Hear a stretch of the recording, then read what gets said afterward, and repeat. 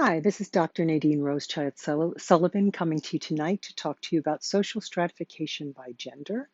And so I would like to, we won't get it all in because it would be too much and too long. And in this case, we are talking about gender as in regard, particularly to women. And so taking just a moment, and I just want to walk us back a little historically, and then I want to kind of bring us up to where we are. As I said, this cannot be comprehensive. This is just a little addition to our course on social stratification, but it is really important. So we've already covered two aspects of social stratification by race, both the origins of policing and land and home ownership. We've also covered already social stratification by LGBTQ status and looked at some of the history of that fight for equality by those who are lesbian, gay, bisexual, transgender, and gender nonconforming, queer, identified, or all of those alphabet letters in regard to who we are, as in regard to who we are sexually or affectionately attracted to, or our gender identity. I want to talk tonight, though, about gender as in regard to the differential treatment of men and women historically, and then some of what goes on in the world today. So, in light of that, I want to start with the wedding ceremony. Yesterday, I had the opportunity to witness by Facebook Live the wedding of my niece. And so I am making this recording on June 21st, 2020. And she was married yesterday on the 20th. And we were unable to attend because of the pandemic that's in the land. And it's just would not have been wise as things are going. But I want to talk about the wedding ceremony. This is not about her wedding ceremony, it's about the history, the background of wedding ceremony. So I want to take us back to the year 1840 or 1848. And I want to talk about the status of women. This would have been at that time thought of as primarily cisgendered women in the United States. Well, it wouldn't have been thought of as cisgendered, but we're talking about cisgendered women in the United States in the mid 1800s. And so what is true about the differentiation between those who are designated males and those who are designated females in that window of time is that the status of women was based on the law, the common law of England that we had come over, that we had inherited, and this was the United States was a relatively newer nation in 1840, 1848, and the wedding ceremony is particularly telling. So even as our holidays and our ceremonies show some of our roots. So if we look at some of the things that go with the Easter celebration in Christianity, some of them come from pagan roots, or we look at Christmas. Some of our Christmas celebrations come from our pagan roots. So the tree, bringing a tree indoors, putting candles on a tree or lights on a tree, various things are they show where we've come from. Even so, the wedding ceremony shows where we've come from and some of where we still are in regard to differentiations between males and females on the grounds of sex/gender. So it's 1840, and a female child is born and she grows up. She's growing up in a household and she is given in marriage. The marriage is generally contracted at that point in the United States at that point in time. It's pretty much something where a male who may want her, who may see this hopefully late teenage girl or young adult woman, but we'll put that aside for a moment. But someone, who sees this young woman and decides that he would like to marry her, he goes to her father and he asks her father for her hand in marriage. Generally before he asks her, right? So there's this something. She is, according to common law, she is viewed as her father's property. She bears her father's last name, not her mother's. Her mother bears her father's last name, not her mother's or her father's. And so here's this girl child, and she has grown now into young womanhood, and she bears the name of her father. Her father agrees yes, she should be married to this man. This man is capable of taking care of his daughter. She would be, she will be given to him as a wife. She will be given to him to bear children by him. She will live in his household. She will leave her parental home, go to this home that her husband provides, and she will switch names, and she will go from her father's name to her husband's name. Visualize with me the wedding ceremony. Even today, the bride is dressed in gauze, in basically in gift wrap, right? She's dressed in a long fluffy white gown, maybe ivory, depending on, whatever, but a white gown. Her face is covered with a veil, or sometimes a shorter veil called a blusher, but her face is covered, and she is walked up the aisle. So the male at the traditional wedding ceremony, and I come from a Catholic background and a Christian background, and so there's some differentials for different cultural and different religious perspectives, but I'm going to go from what I know, and this is what would have also been most common in the 1840s in the United States. This male is standing at the top of a church aisle, waiting with the priest or officiant, the pastor, the minister of whatever kind. And with him are his attendants. The female is being preceded up the aisle by her bridesmaids, and they are taking their side, lining up. And then the music shifts and changes, and we enact these today.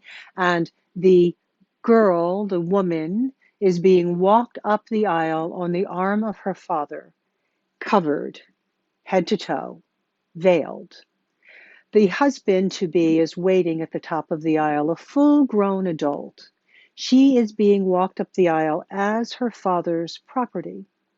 As she arrives at the top of, that's why she's being walked up by her father, not her father and mother, not her mother, but by her father. And so she's walked up the aisle by her father, and in the traditional ceremony, the officiant says to her father, "Who giveth this woman to be married to this man?" And her father in tradition says, "I do." In today's ceremony, often the father will say, "Her mother and I do." Sometimes the mother will also walk up the aisle, but in the traditional ceremony, the father walks her up the aisle alone. The father says, "I do." The father puts her hand in the husband's hand. He peels back the veil as part of gifting this man with this woman, and he goes and sits. "Who giveth this woman to be married? I do." And he gives her away. The priest then goes through, says the magic words. Part of the traditional wedding vows was different for the male and the female. In the traditional wedding, the vow, the female also adds, so they're both promising to love and honor and cherish. They're promising to keep themselves only unto each other as long as they both shall live. But the woman is also asked to love, honor, and obey, to which traditionally she says, "I do." The man does not traditionally promise to obey. I had a fight with a Monsignor to refuse to say those words myself back in the day, but those words are still there and can still be said. Generally, probably most of the time, we're not adding obey anymore in the United States, but sometimes we're writing our own vows, but this is the traditional ceremony. At which point, various things are said. They've made their vows unto each other. She's promised to obey this man. And then in the traditional ceremony, the officiant says, "I, by the, whatever power vested in me, I now pronounce you man and wife." The groom walked in there already a man. He has not been pronounced changed. He was a man. He's waited at the front of the top of the aisle as a man. He's pronounced a man again, but the woman is pronounced a wife. We sometimes alter that now and say, "And I pronounce you husband and wife," or in same-sex ceremonies, husband and husband, wife and wife, partners for life, something else, whatever, spouses for life, whatever we have created. But the traditional wedding ceremony, heterosexually, is, "I now pronounce you man and wife." It is the woman whose status is altered. They are then turned, he's also told, you may now kiss your bride. That's the tradition. They then turn, walk, he kisses her, they turn, walk down the aisle, and at some point, either there or in the reception, either the officiant or a DJ, someone then says, and now, for the first time anywhere, I present to you Mr. and Mrs. Him. So let's say his name was called, pulling it out of the air, Jason Smith. Now they are pronounced Mr. and Mrs. Jason Smith. She is no longer whatever her father's name was. She has been given a new identity. He was Jason Smith. He's still Jason Smith. She's now Mrs. Jason Smith, wife. And it's a job. In the 1840s in the United States, a wife owed her husband obedience, as she vowed. She also owed him domestic service. She owed him a clean house, meals cooked. She also owed him sex. It was her marital duty. So therefore, if she did not live up to that, then they could be pronounced as the marriage could be annulled because she failed to live up to that. The marriage was not fully enacted until the act of penile vaginal intercourse took place, presumably that evening. And so they are pronounced man and wife. She's pronounced Mrs. Jason Smith or whatever, and they are, they then are now together. If she left him, let us say she had the misfortune of being married to a man that was abusive or that whatever, for whatever reason, if she left him, she could be advertised for in the newspapers in the same way that you could advertise for a runaway indentured servant or a runaway slave. If she were captured, if she were found by law enforcement, she would be returned to his custody. And if she had fled with her children, she was considered to have stolen her children from him, their children, but the ones she gave birth to were stolen from him because he had sole custody. And if she had taken whatever property she had taken, because she did leave clothed, her clothing on her back, her hairbrush, she was considered to have stolen those from him. She did not own, in the eyes of the law, a single stitch of clothing. She could not sue or be sued. She could not make a contract under law. She couldn't serve on a jury. She could not vote. And she had no right to custody. She could not file for divorce or sue for divorce. If a husband sued her for divorce, then he immediately, if he were granted the divorce, he had sole custody of the children. If he died and she were left widowed with their children, they were not hers. They became the property of his nearest male relative.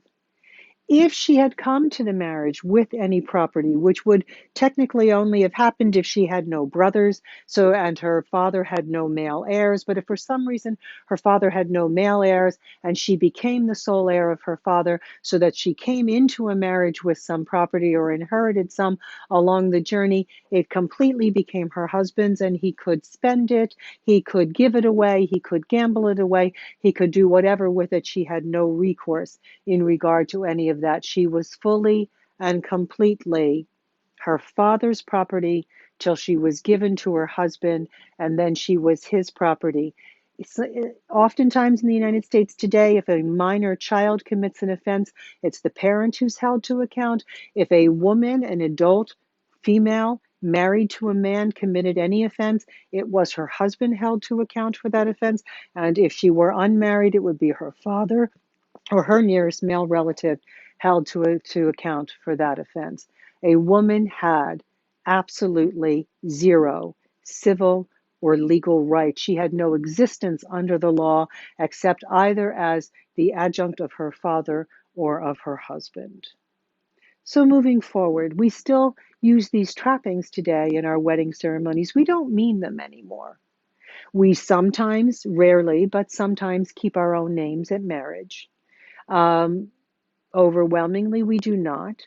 Overwhelmingly, people will still argue, males and females will argue that a new couple should have the same name, that that family unit should have this name, and it should always be his. There's not a real thought that it could be hers, or that, she should keep her lifelong identity. There is the thought he has a right to his lifelong identity. Even if his name's not really a very nice last name, it's still his last name that's all of society around them will expect them both to wear, and the children will have that name, his name.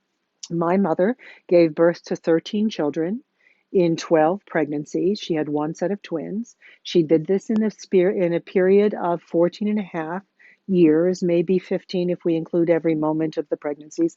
But from the first time she gave birth to the last time she gave birth, 14 and a half years passed. My father never was pregnant, and my father never gave birth.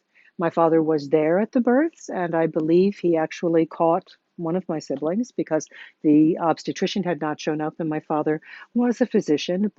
And this is Father's Day, and I love him, and he is on the other side, and God bless him where he is. And yet, my mother gave birth to all those children, and none of them wore her name or her father's name. And so if we begin to go back in the family tree, there is this one male's name and his father's, and his father's fathers, and his father's father's fathers, but all of the women disappear all along the way. It becomes very difficult to find the genealogy of women. If we're doing things like 23andMe or Ancestry.com, it becomes the women who become very, very hard to trace overwhelmingly, no matter our race. But there are increasing issues if you're a person of color looking back through your family tree. But also, there are these women that simply disappear.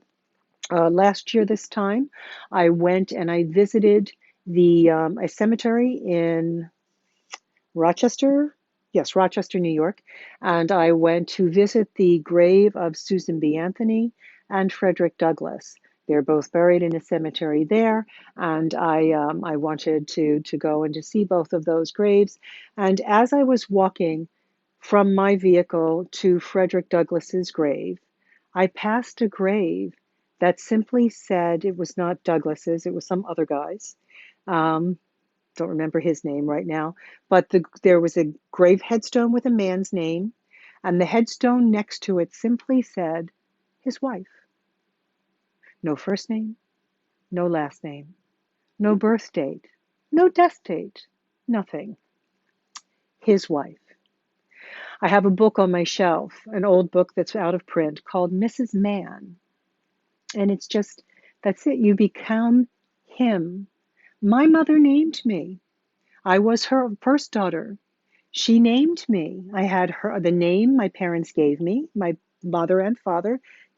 I had the saint's name they picked for me. Well, Nadine wasn't actually a saint's name. They chose all of the baby names for the 13 children they gave birth to, or she gave birth to. They chose them out of a book called Is It a Saint's Name? I used to play with that book. I may have some falling apart remnant of it, but they chose their children's names from there. Nadine means hope in, it's French, but it goes back, whatever. It's connected to Nadia and Esperanza, and it means hope.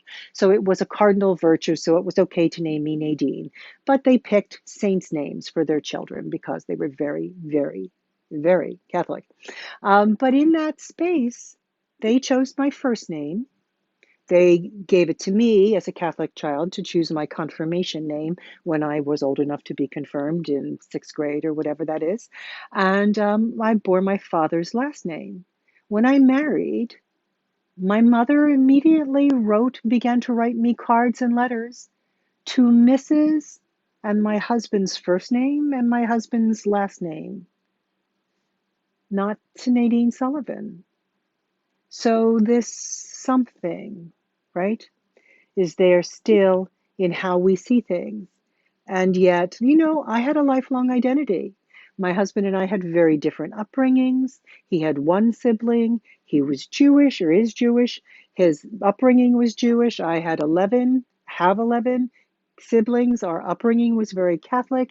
And yet my identity was subsumed into his instead of it simply being him and I marrying and maybe hyphenating and maybe hyphenating our kids, or each of us just keeping our birth names and then hyphenating our kids and letting them choose when they went to get married whether to keep both or drop one or the other, whatever that is. So there's that something.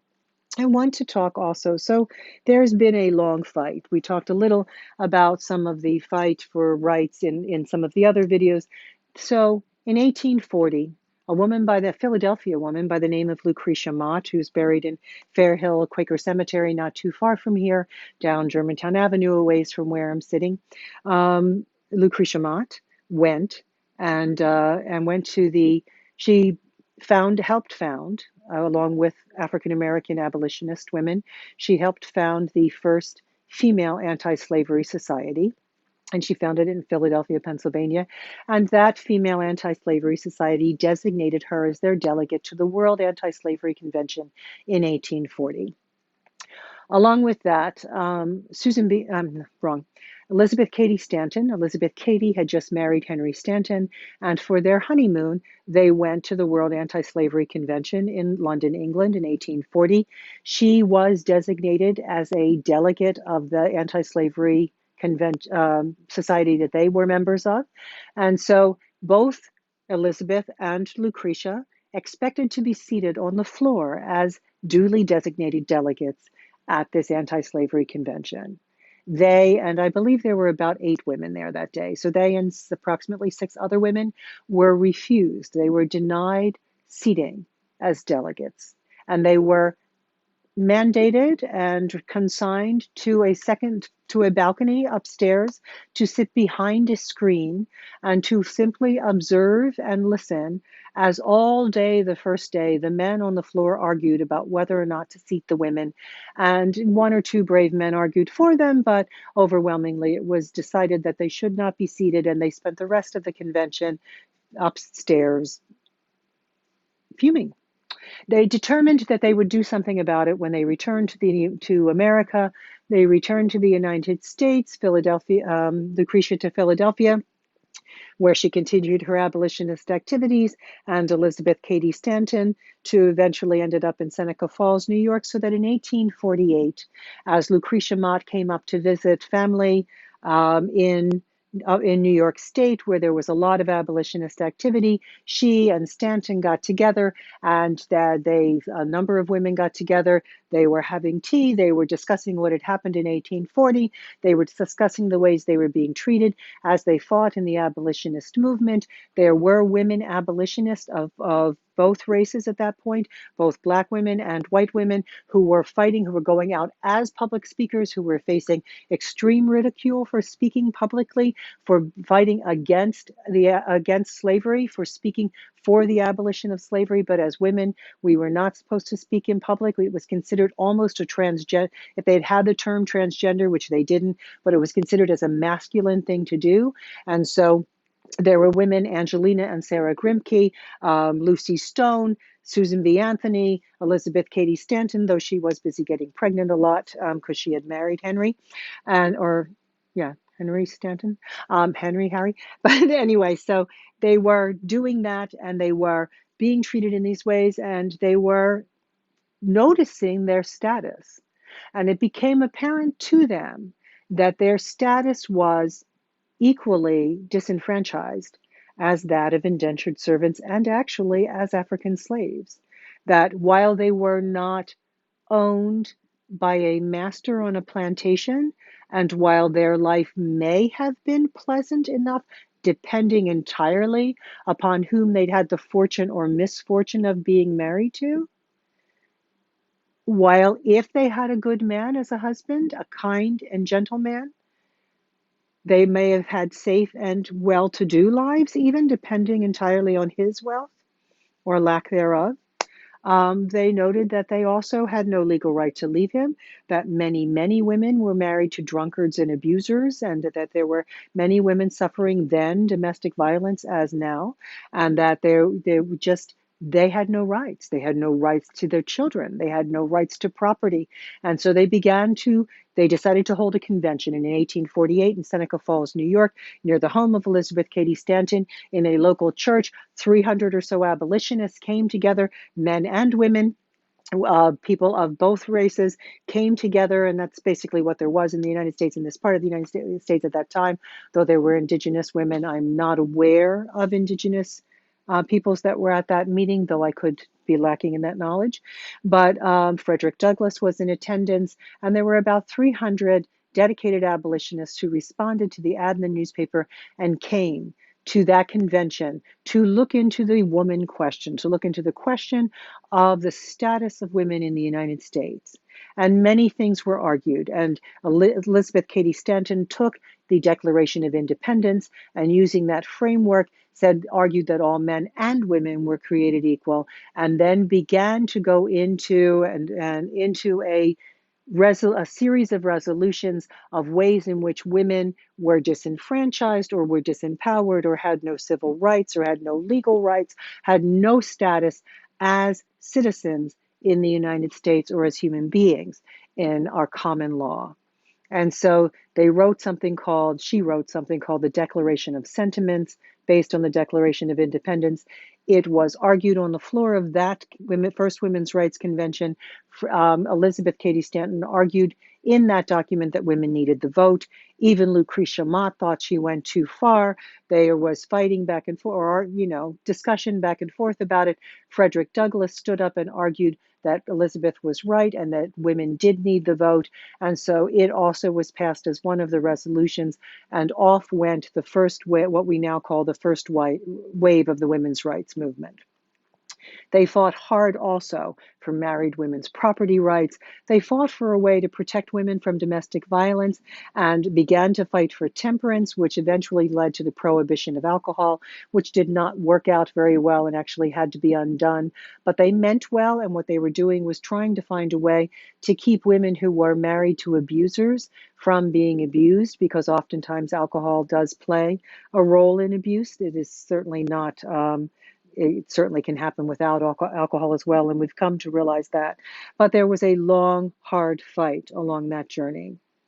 That fight there are three generations of women. It's a 72-year battle from 1848 till 1920, when the 19th Amendment to the Constitution is ratified and women have the right to vote. That was passed in 1919 and ratified as a constitutional amendment in 1920.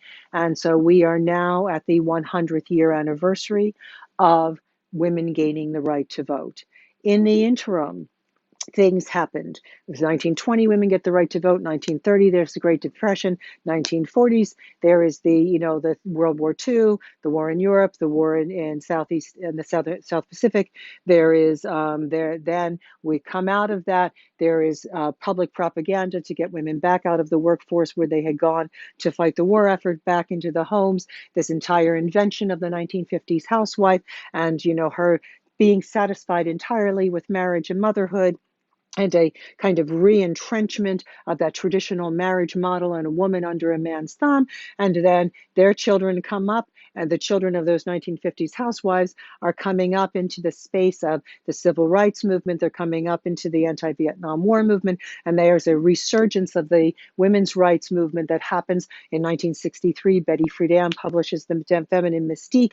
If you are watching, and I highly recommend that if you have access to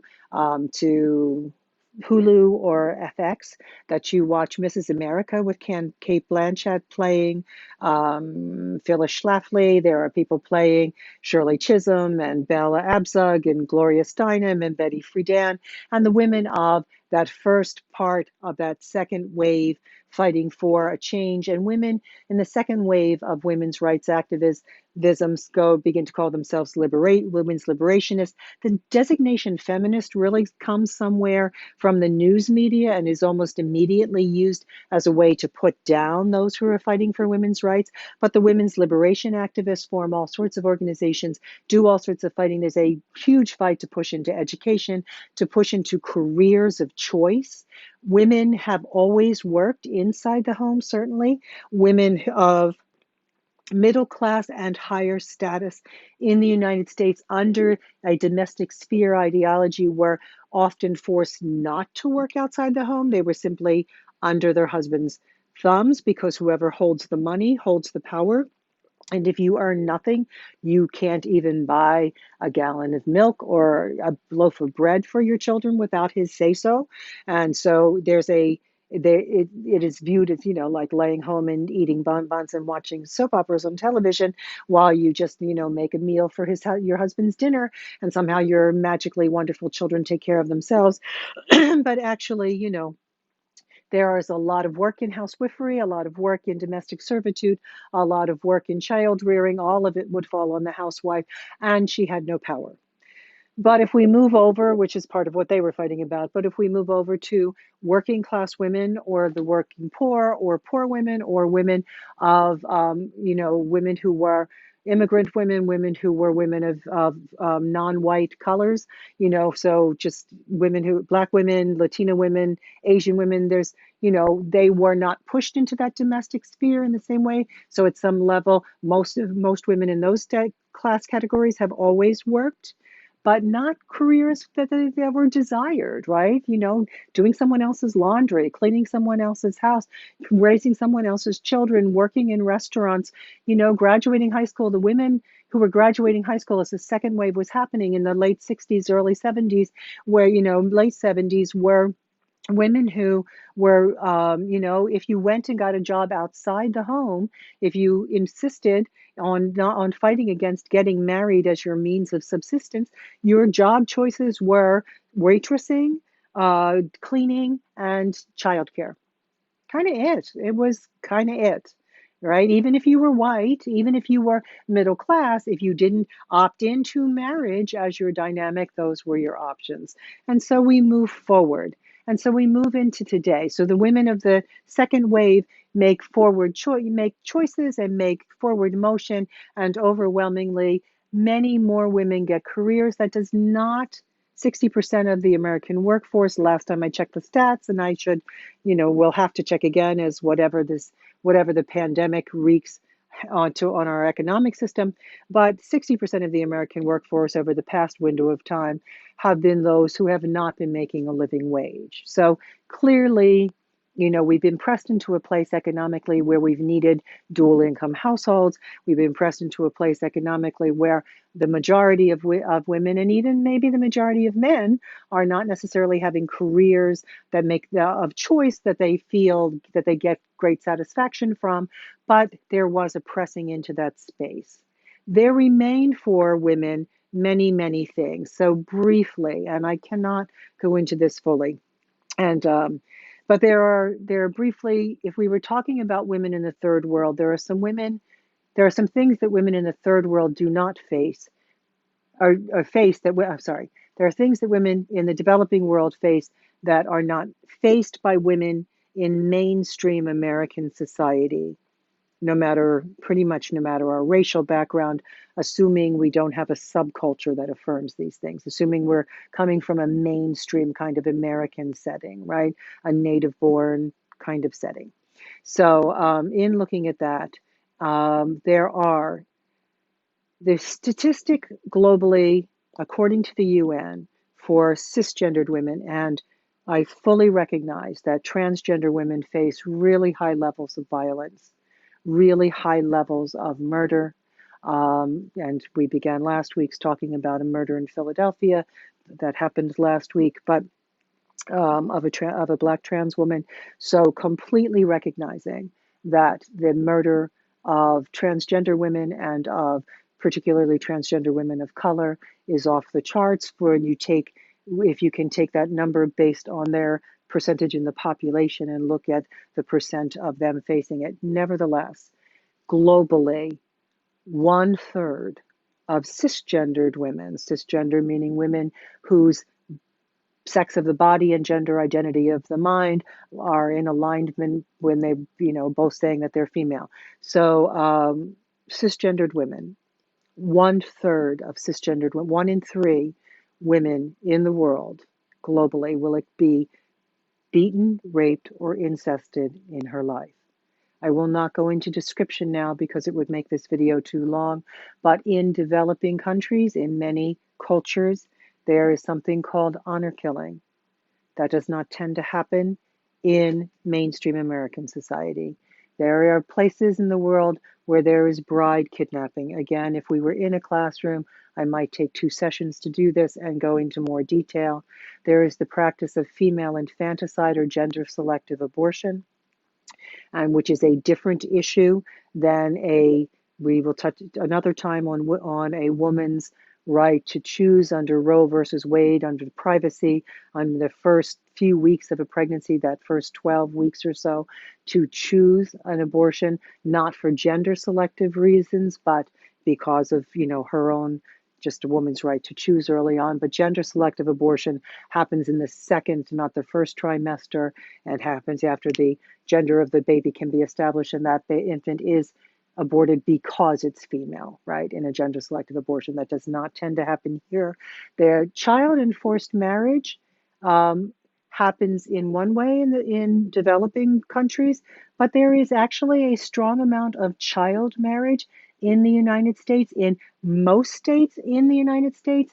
If you are still a child, a girl child who is under the age of majority, but who has gotten pregnant, and your family has some sort of religious background or whatever and wants you to marry the person who got you pregnant, and specifically if he is older, there are many, many, many 13, 14, 15, 16-year-old girls in the United States who are married, who are pressed into marrying someone who got them pregnant by their parents. And in some states, it can be with parental signature. In some states, it takes a judge ruling. But there are a lot of child marriages that happen, forced marriages that happen in the United States. And even if the girl thinks she wants to marry him and thinks she's in love and all of that, mentally, there are cognitive.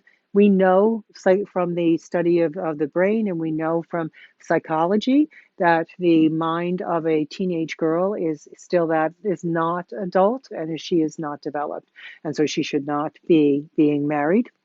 Um, we will not go into obstetrical fistulas, which are a big issue in other parts of the world, but there's still really there's still really classed and raced access to obstetrical care in the United States with the healthcare system, and the way that money plays into who does and who doesn't have healthcare, and the way race plays into how doctors do and don't listen to us, or nurses, how we're listened to or not listened to in obstetrical settings, in gynecologist office, and in delivery, in hospital delivery rooms. There are real issues going on. One can look at Serena Williams and her experience with giving birth, and one can also look at the statistics for women of color dying in labor and childbirth, much, much higher than white women, though our statistics, even for white women in the United States, our statistics on maternal mortality in pregnancy and in childbirth are really awful for a developed country, right? Also, our infant mortality statistics are awful. And worse if you are a person of color, worse if you're someone of lower socioeconomic class status. I'm looking over at a PowerPoint that I haven't figured out how to put up on the screen. Also, moving forward, we have around the globe and in the United States, trigger warning, but there are tremendous numbers of children who are sexually assaulted, either within family and as incest, or out, with someone who's not a family member, but someone who has access to that child in an ongoing way. The statistics in the United States are 1 in 3 girls and 1 in 6 boys are sexually assaulted pre-pubescence. So the numbers for sexual assault tend to go down for boys as they get to be into their teenage years, and they don't go down for females until they get to be into their 30s. And so, there are some differences there, but for children, still really high levels. Those who are disempowered and unable to protect themselves in those ways are really, really high numbers, and those numbers are also high around the world. The numbers for rape and sexual assault, if we're looking around the world, really, really high, but also in the United States, approximately 750,000 women per year. Now we're not talking children, now we're talking women who are considered to be adult within their states, are raped per year in the United States, with most of that being by acquaintances, by people that we know. But those numbers are egregious and really, really high. So and they are qualitatively different. If you are raced differently, there are different pressures. As someone, so my book, I Trusted You. I don't know if it's looking forward or backwards in this picture, but Fully and Honestly Speaking of Gendered Assault, my book, I Trusted You, looks at the statistics for women in the United States. And I tell some of my narratives in there. I am a sexual assault survivor.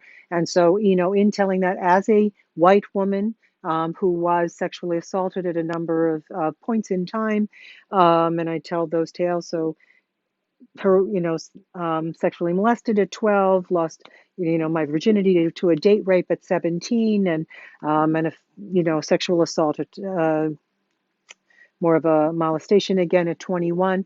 But looking at those situations, you know, being white and telling a story within a family, you're highly likely to be called a liar. However, if I were Black and within a family, there's also a pressure because there's a long history. We talked a little in the history of lynching. There's a long history of Black men being lied on. Most rape happens within race categories. And so most of the time that a white woman is raped, it is by a white male. And most of the time that a Black woman would be raped, it would be by a Black male. And the same would be true for other racial and ethnic categories. But if I were a Black woman, if a person who is a Black woman and who is raped by a Black male, there's a different kind, a qualitatively different kind of pressure. So it's not just you're a liar. Why are you trying to, get Uncle Charlie in trouble and have his reputation destroyed in the family? And what did he do to you? You're lying.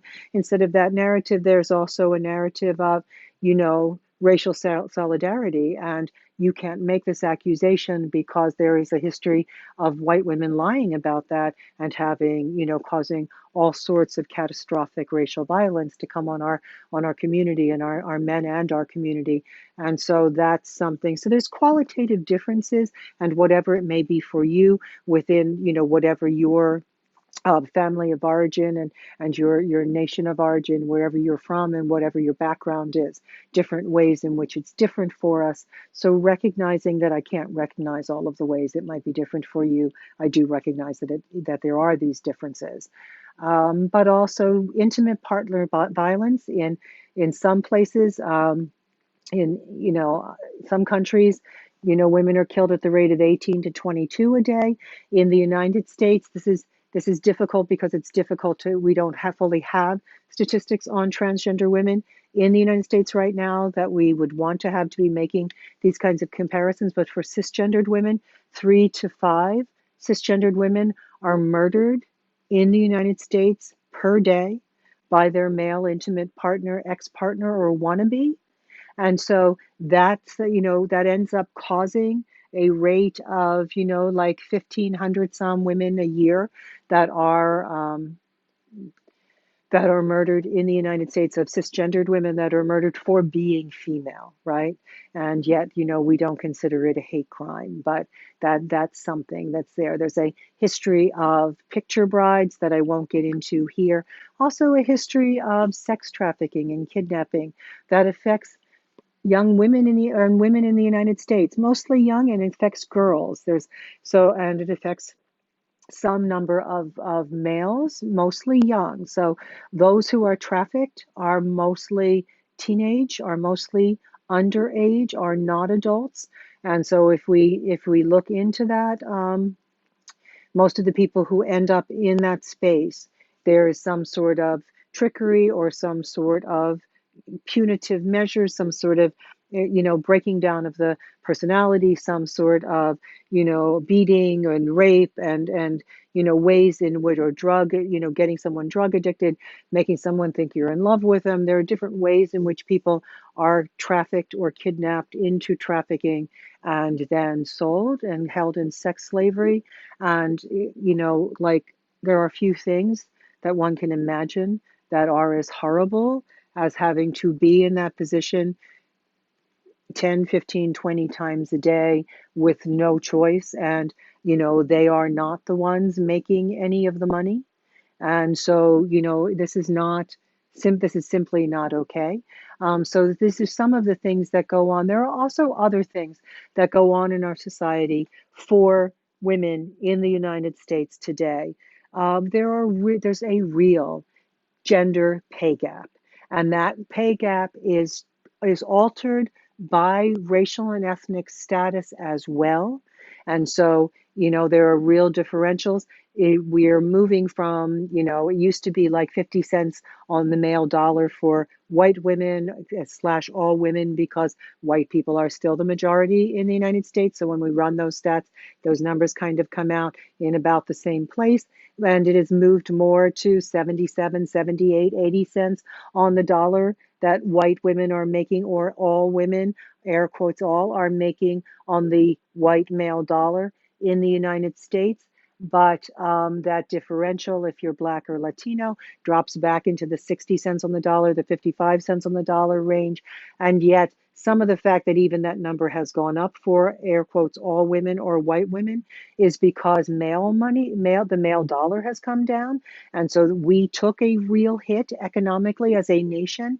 And the majority of people in this nation took an economic hit in the Great Recession of 2007, 8, 9, and 10. It was not a 1 year deal. It affected people really strongly for a good 4 years, and we didn't fully recover.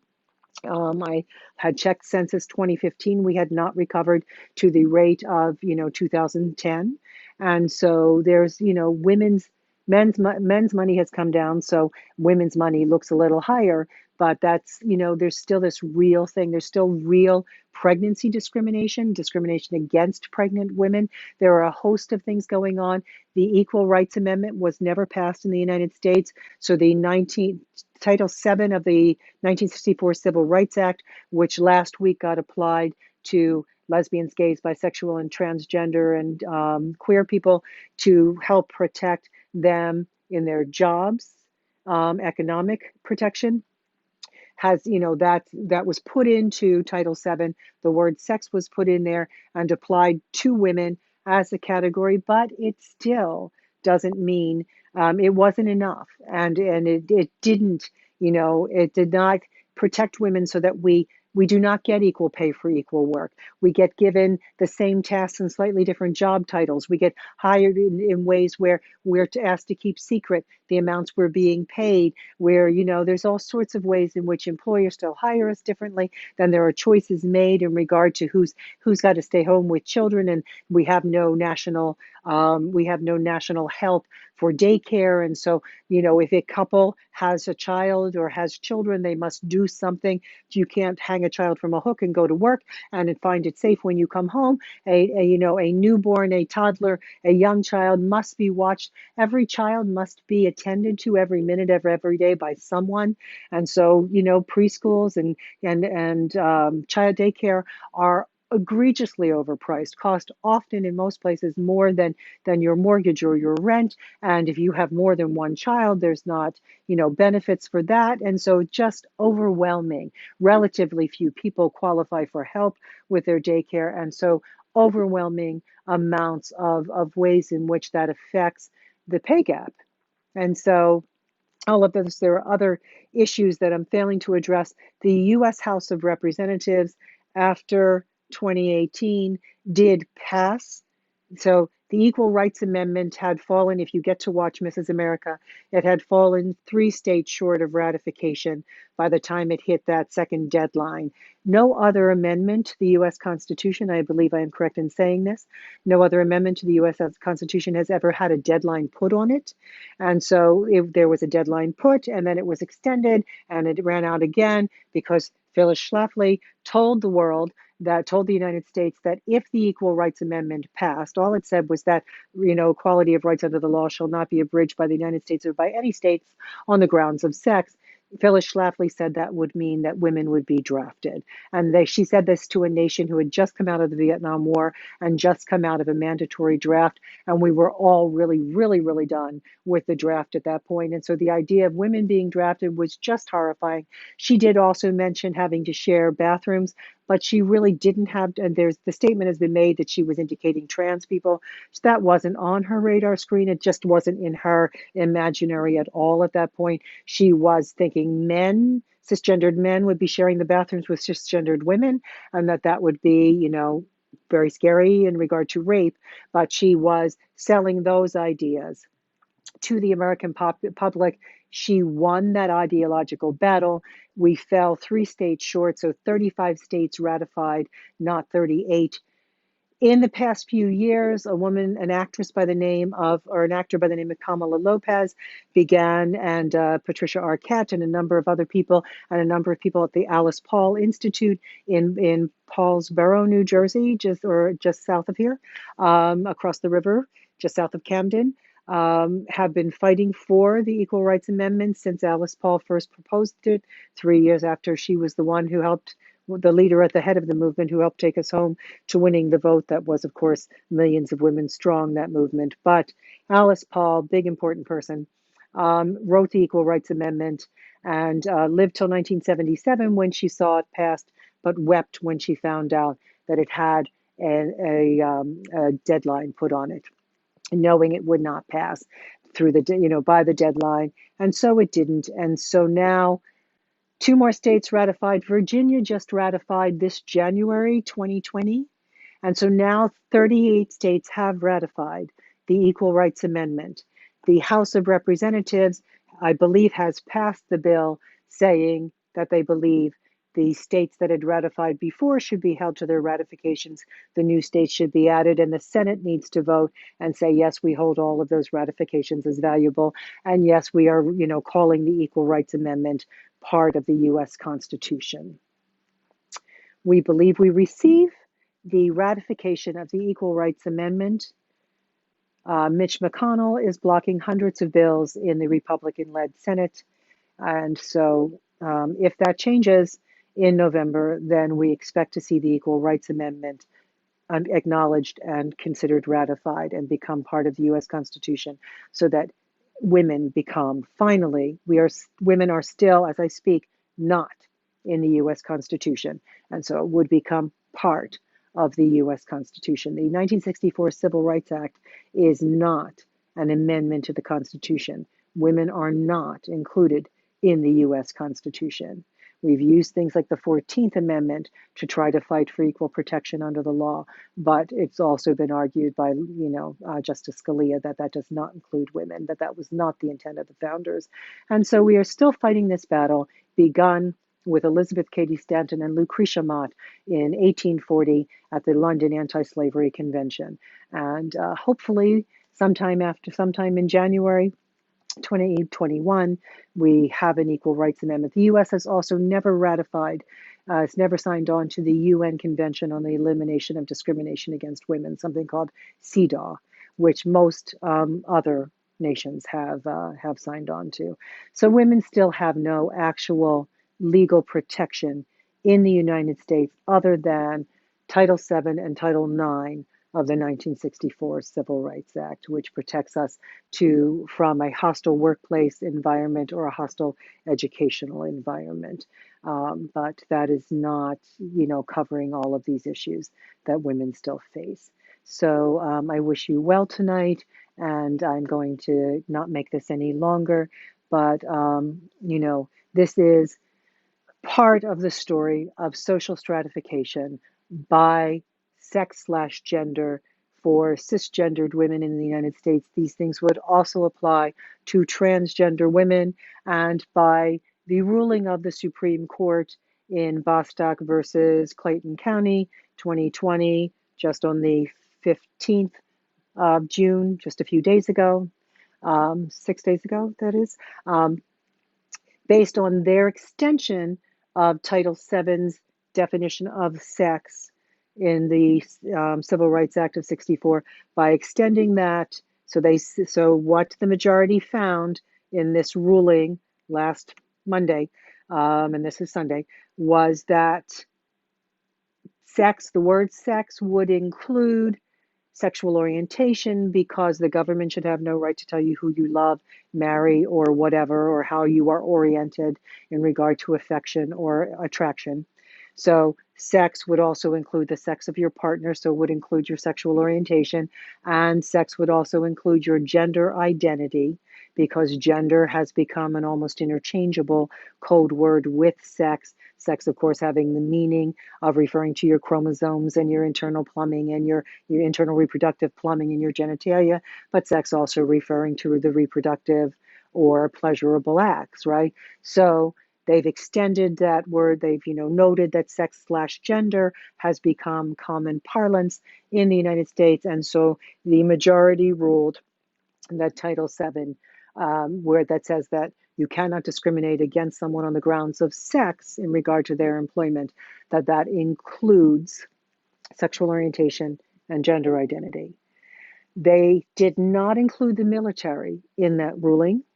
And so transgender people are still being kicked out of the military and have been since spring of 2019 by the Trump administration. That is not altered by their ruling last Monday. And there are other issues not addressed for transgender people or for LGBT people. Housing, public accommodation.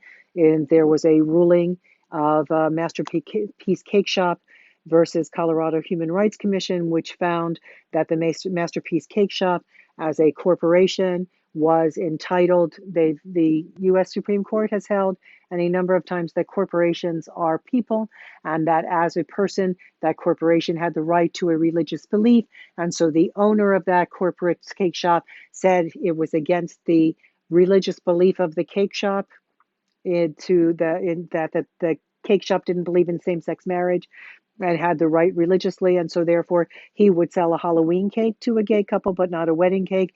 And the U.S. Supreme Court in the Masterpiece Cake Shop ruling found that Masterpiece Cake Shop had the right to discriminate on the grounds of religion, that it was their religious freedom. Not that the Presbyterian Church had the right to discriminate and not do a same-sex wedding, or the Catholic Church, but that the cake shop had the right to discriminate.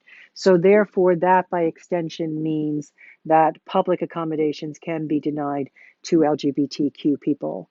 And so there are things that still remain to be addressed in regard to that, and things that remain to be addressed in regard to cisgender women.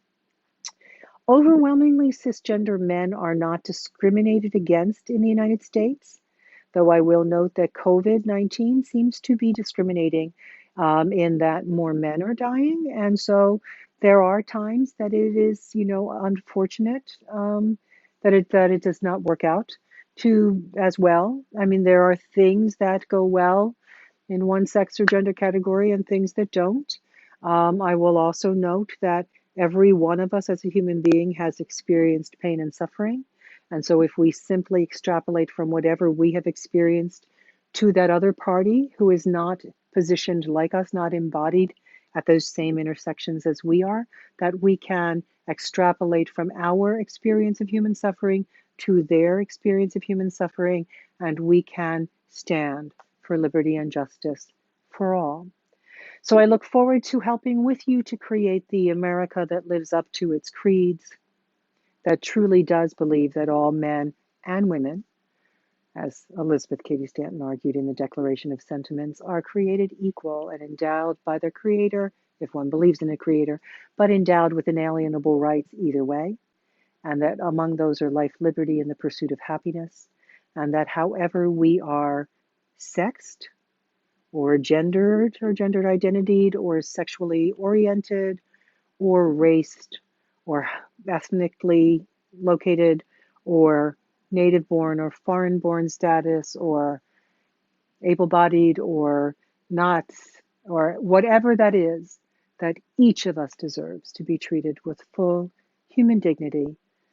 Please vote in November. Vote your civil rights, and vote the civil rights of all those other embodied people around you. We all deserve to be included in the U.S. Constitution.